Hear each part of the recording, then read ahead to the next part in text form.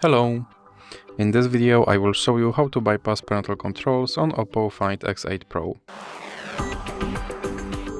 So you have to start by opening your Google application, then click on your avatar and now go to Google account.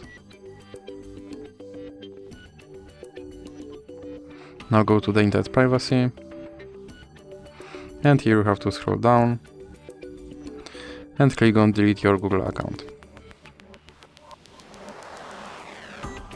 Now you have to enter your password and here you have to scroll all the way down and check these two checkboxes. Then click delete account and your Google account should now be removed. So now let's open, for example, Google Play Store and click sign in. Now you have to enter your email address, then click next.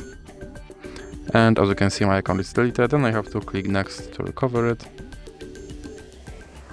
And now I have to enter my password. Now click I agree. And then click accept. And as you can see, my account is now recovered and my parental control is bypassed. So that's it for this video. If you liked it, please remember to leave a like and subscribe.